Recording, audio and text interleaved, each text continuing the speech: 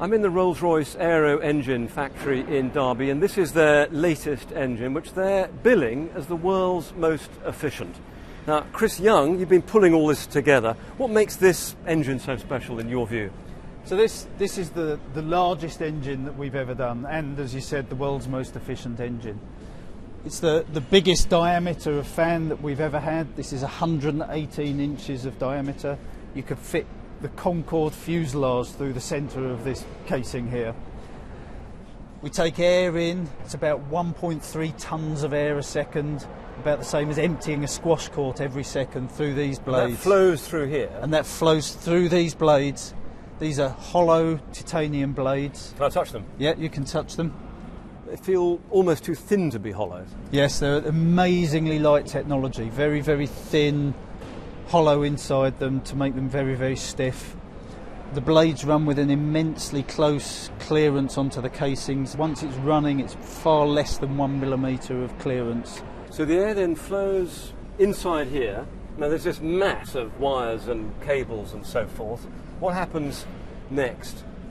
Some of the air flows through a duct that would be here, the bypass of the engine. And that drives the plane forward. And that drives the plane forward. Some of the air, just over 10% of the air, flows through the core of the engine, where we compress all of the air through the compressors that sit through here to 50 times the pressure. A combustion system here runs around about half the temperature of the surface of the sun. Then expand the air through the turbines here.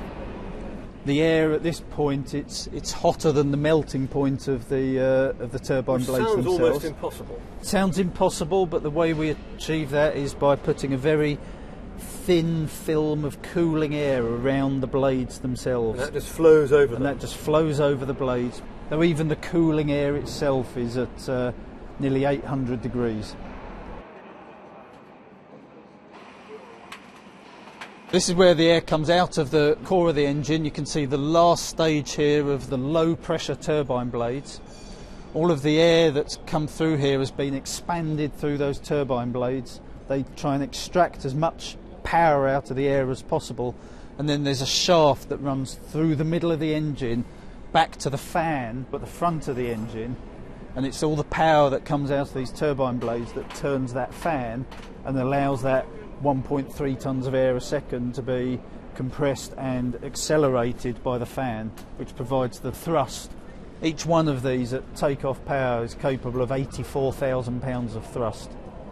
Now, I know that we're the first TV crew allowed in here to see this engine, but I'm sure there's all kinds of secrets you've got locked away, because it's a highly competitive business, isn't it? We're all improving by about 1% a year. There's huge amounts of technology investment that goes into creating the secrets on here, not just in the individual technologies, but how to manufacture things and how to integrate them all, how to model the engine to make the engine as perfect as it can possibly be. So yes, there's a lot of secrets buried away in here that we wouldn't like anyone to get their hands on.